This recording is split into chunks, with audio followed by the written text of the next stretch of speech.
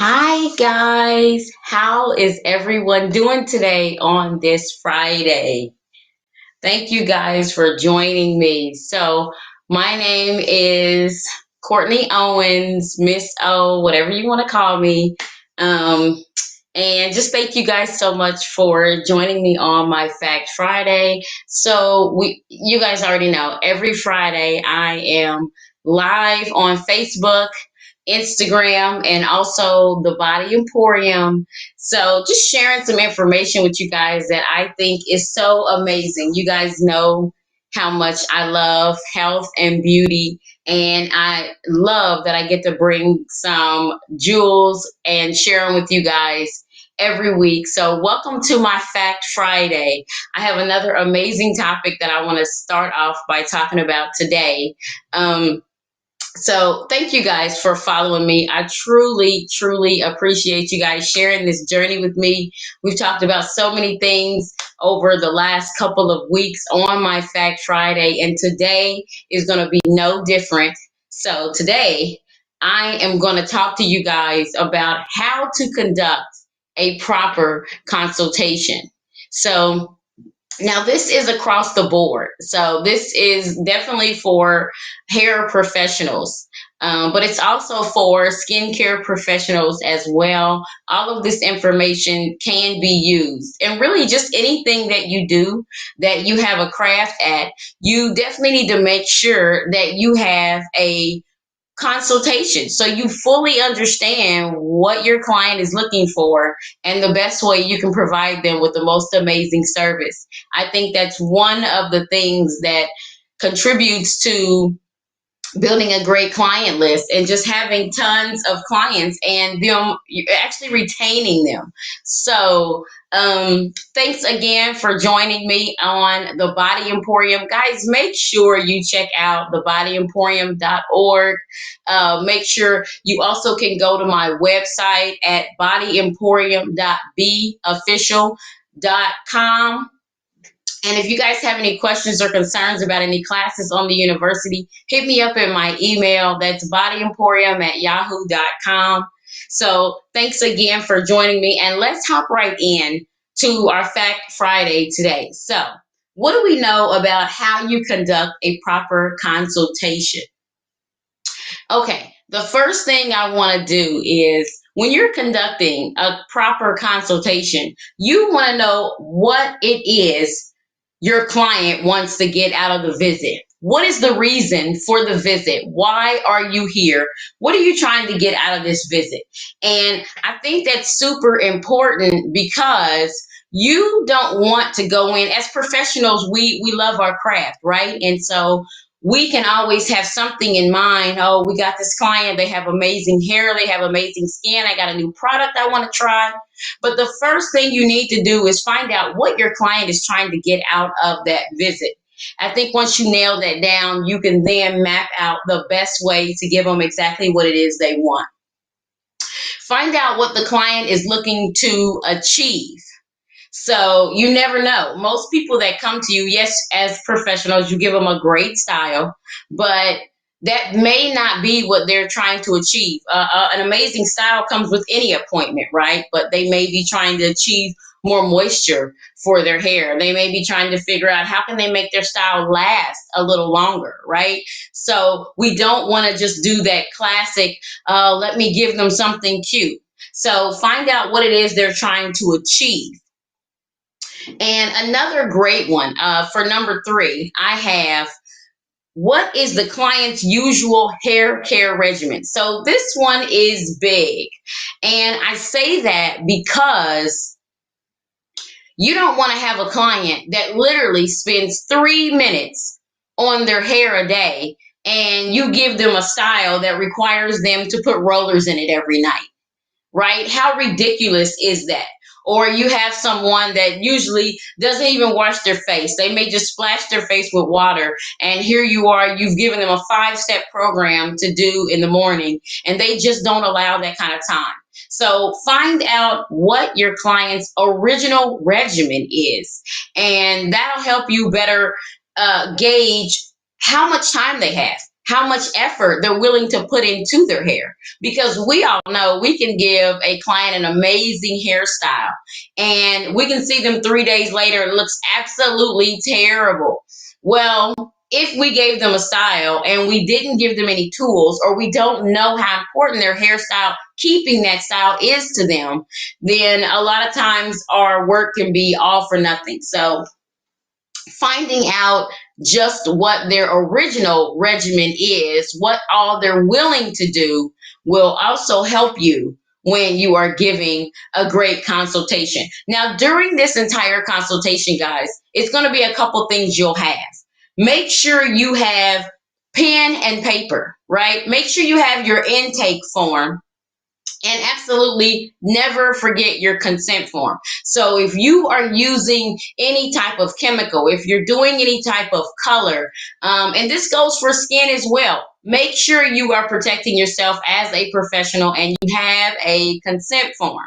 So you're going to want to have all of these things with you while you are having this consultation with your client, because you're going to need to make notes on the service. Now, this is good for someone that's a new client, obviously, but even for your existing clients as well. Because if you're looking to build your clientele, it's going to get foggy. I mean, it's okay if you only have 5 clients, but once you get to where you have over 300 clients, it is going to be very hard to remember that you used a 7 neutral on Miss Betty's hair. So make sure you are keeping good records of what you're doing to your client's hair. That's very, very important. And you're going to want to have this with you when you're doing the consultation. And also, one of the most important questions that I ask when I'm doing a consultation is, what does the client not want? Something stands out to me even when I say this to you. I remember doing a lady's hair, and all I remember is she kept saying, I want a bun. This was obviously 15 years ago. She wanted a bun or a French roll of some type, but she did not want it big.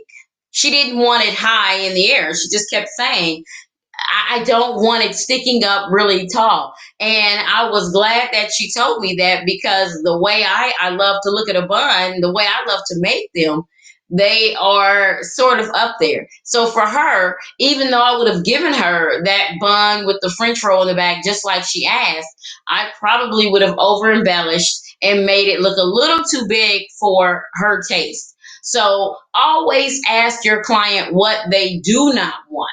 And if you can just make sure you don't give them what they don't want, then a lot of times as a professional, you'll have it totally under control for what they do want, right? So also observe their hair. So this is one of the things that you can do as you're talking to your client. Look at their hair. Look at the way it is when they walk into the salon. So you'll know, oh, okay, well, this is where she wears her part. She kind of doesn't like her hair in her face, or maybe she does like it kind of in her face. You never know. So just be very observant when your client comes in, especially if you have a new client. That a lot of times that'll give you a gauge of what they really like or don't like. So another thing that I do when I'm giving the proper consultation is, as I'm talking to my client in the chair, I'm usually running my fingers through the hair at this time. And I do that to check for a number of things. So first and foremost, I am feeling the hair with my bare hands. So I'm feeling the hair just for the texture.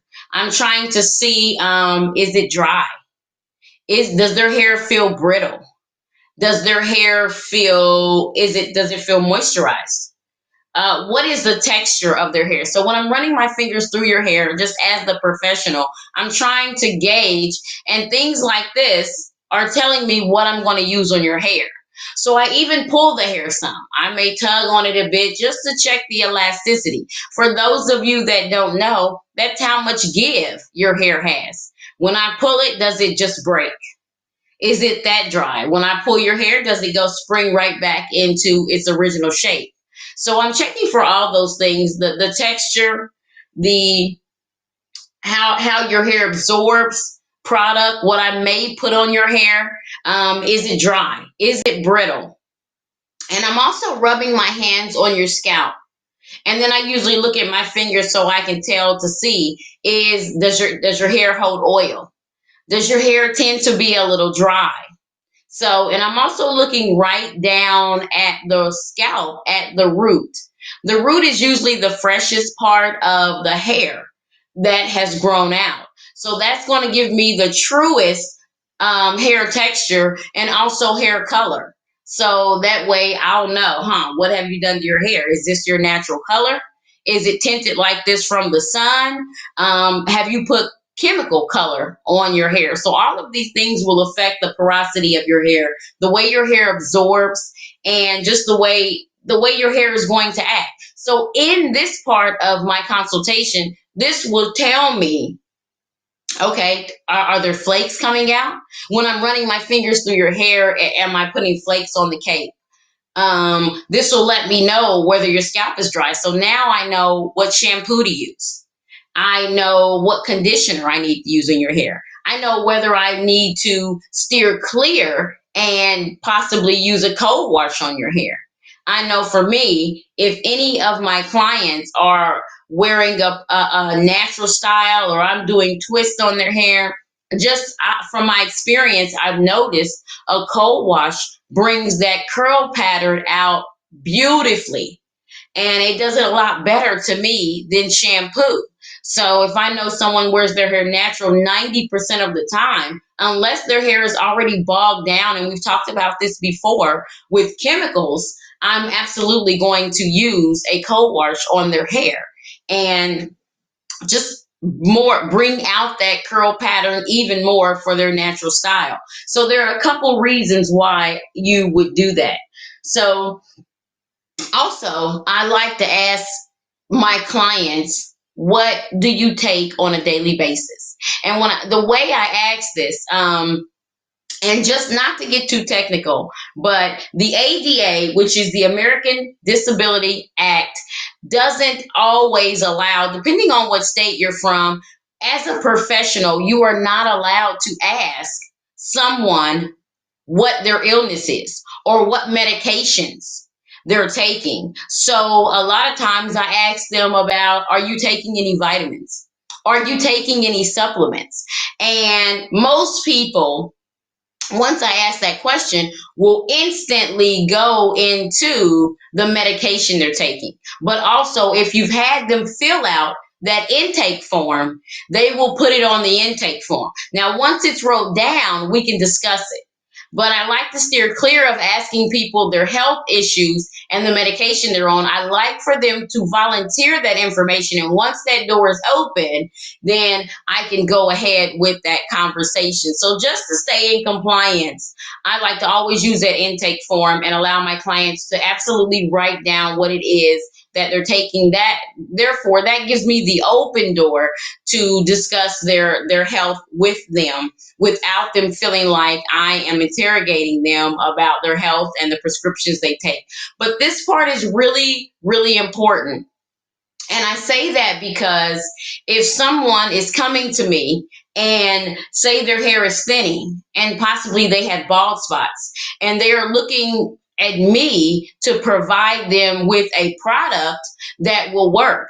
Well, if you have filled out that intake form and you have wrote down possibly the medicines that you're on, and we all know, we've been over this before, if you're on any type of cholesterol, high blood pressure, heart meds, diabetes meds, those medications will cause hair thinning and hair loss. And so what I don't want a client to do is to come to me over a period of time thinking that I can use a certain shampoo on their hair when they're chemically taking something that is affecting their hair growth. So that way I'm not a physician.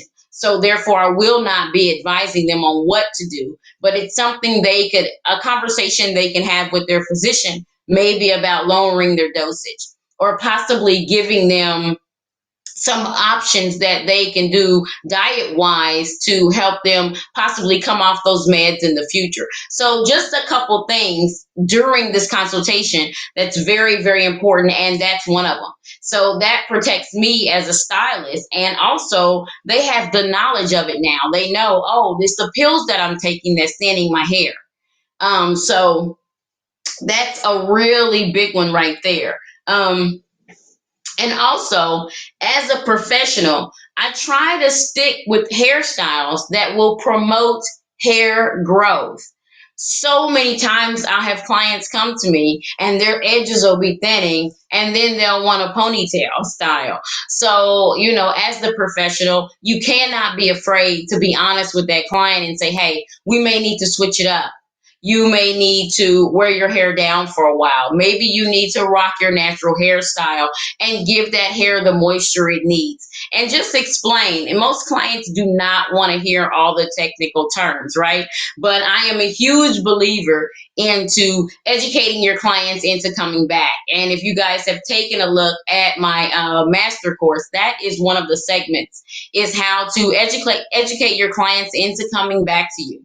So that just gives them a little bit of knowledge so they understand why we're sticking with these hairstyles, why I'm suggesting that we use these certain products on your hair. So that to me has always been a good tool for client retention. So make sure you guys are on the lookout. I will be launching my master's class very soon, and it deals with all of these things, like how to do a proper consultation. Some of these things I'm telling you are absolutely in that master class. How to retain your clientele, how to educate your clients into coming back. So these are just a few things that I'm offering in my master's class that I think would be super amazing for you guys to check out. So as a professional, don't be afraid to suggest a color. Now, when it comes to cutting, I absolutely like to have my clients consent. No questions asked. Yes, I know, like any other professional, it drives me nuts to see split ends. And anyone worth their soul in the beauty industry knows that that will keep us up at night. The fact that you have split ends, right?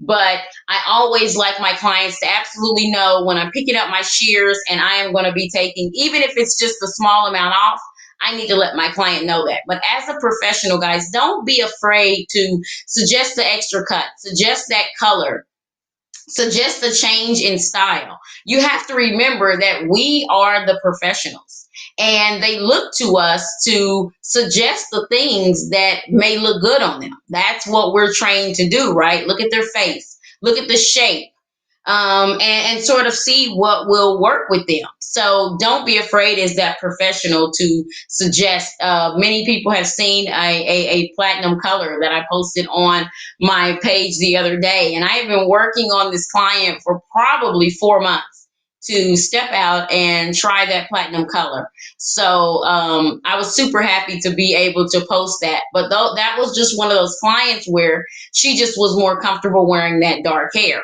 But now she totally loves it. So suggest things to your clients and it will build their confidence in you as a professional.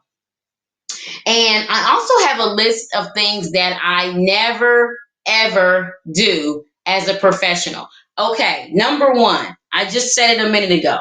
I never cut a client's hair without their knowledge. I always make sure that I have cleared it with that client. Me and the client is in agreement and we have an understanding of how much hair is being cut. So I may push on the color, I may push on the style, but never, never, never will I cut a client's hair unless they are in agreement with it. So that's one of my nevers. My second never is I never do a color a color on a client that I have not seen your hair before. So if you come to me for the first time, the last thing I'm going to do is put a chemical on top of your hair. That is just a rule of mine. I think as a professional, me seeing your hair one time, it does not tell me enough about you, what you do to your hair when I'm not there.